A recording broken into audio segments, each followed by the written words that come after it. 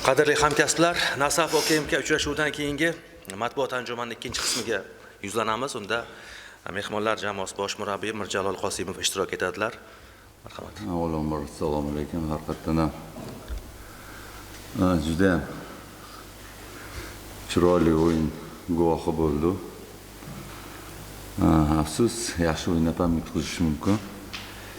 Sabablar bor. Birinchi bo'limda shogirdlarim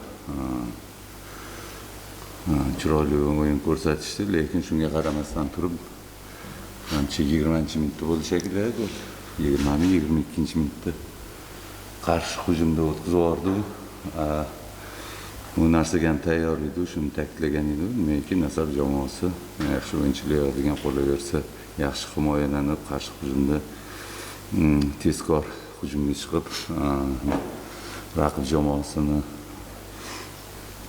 jamoasiga gol urib ketishini, lekin shunga qaramasdan turib, ikkinchi bo'limda ham chiqildi. Ochiq futbol guvohi bo'ldi. Natijani tenglashtirdi va ikki jamoa ham faqat g'alaba uchun tushgan edi.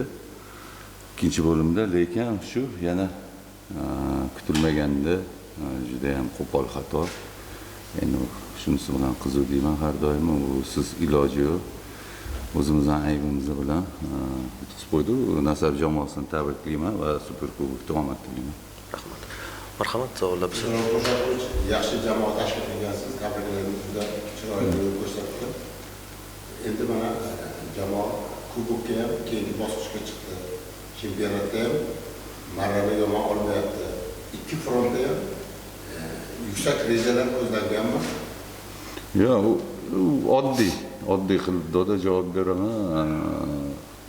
Har doim aytib kelganman, futbol muxlisligi uchun har bitta o'yinga jiddiy tayyorgarlik, muxlisbop harakat qilish, oxirigacha kurashish. Demakki, muxlis futbol ko'rishga tushadi. Rohatlanish uchun. O'shaning uchun ham shularni ko'ngildan olish, lekin hayotda bo'lib turadi har xil vaziyatlar. Tomon yaxshi o'ynab turib ham yutqizib qo'yish mumkin, yomon o'ynab turib ham yutish mumkin. Lekin menimcha bugun tushgan muxlislar zavqlanib ketishdi. O'yin tobida ham, natija tobida. Marhamat. Ta'kidlaganingizda juda chiroyli o'yin guvohi bo'ldik. O'yin uchun katta rahmat. Menimcha muxlislar juda mazza qildi. Bugun Adamka o'yinni juda hujumkor boshladi. Lekin menimcha sal o'sha hujumdan qaytgandan keyin gol o'tkazdi. Bu birinchi savolim. Bu ham o'zingizni ko'rsatmangiz shunday bo'ldimi? O'yindan kelib chiqib shunday. Gol o'tkazib yuborishmi? Birinchi golga sabab deyman-da.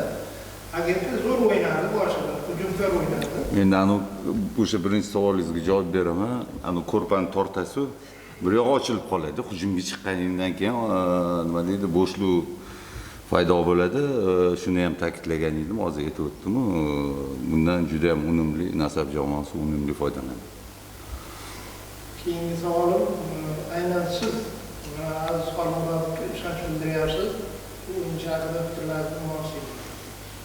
Ko'p ishlash kerak.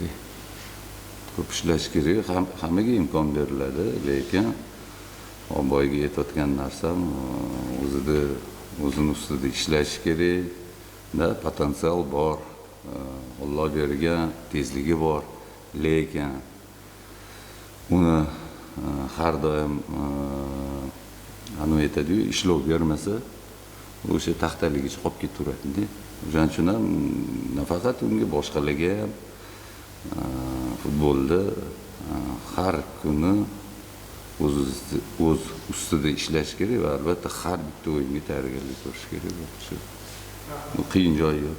Sanchez yaxshi o'yinchi, nega uni zaxirada maydonga tushirdi? Endi reglament bor-da, 11 kishi xohlaganda o'sha 20 ta bolani tushirib yuborardim. Agarda reglamentdan ruxsat olib bersangiz, shunaqa keyin nimaki qishki zborlarni o'tkazib yuborishgan jarohat tufayli nafaqat Sanchez, Datsi ham, Aziz ham masalan, o'shaning uchun unga vaqt kerak.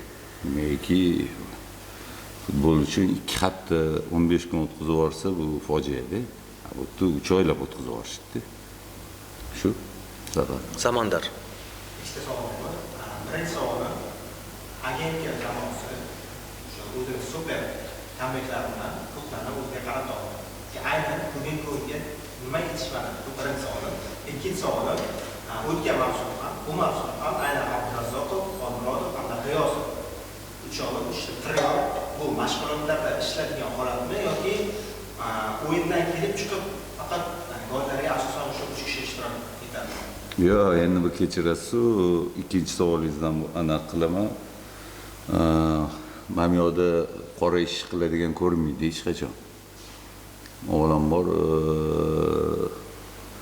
har bitta o'yinga tayyorgarlik ko'riladi, mashg'ulot o'tkaziladi, qanaqadir упражнениялар beriladi, gruppovoy ham, individual ham masalan va qolaversa gol urgan har doim ko'zga tushadi.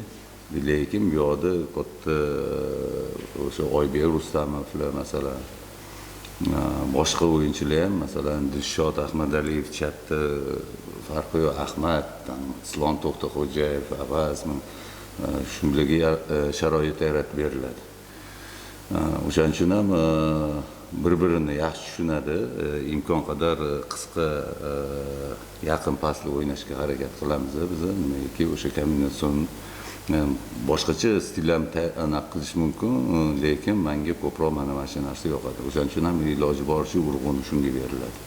To'p bilan muomala qilish. Ikkinchisi, birinchisi nima edi? Yo'q, comeback o'zidan o'zi kelmaydi, o'zidan o'zi shunchaga tushib qolmaydi. Bu hammasi mehnat, harakat, shijoat, oxirigacha kurash. Boya aytdim, avvalambor hech qachon Yevropalarda ham ko'ramiz, muxlisni yuragidan joy olish uchun oxirigacha kurashish kerak. U yutqizsa ham muxlis tushunadi, yutqizgan taqdirda ham ketmay oxirigacha kurashgani uchun olqishlab qo'yishadi va albatta shu orqali ham comeback keladi.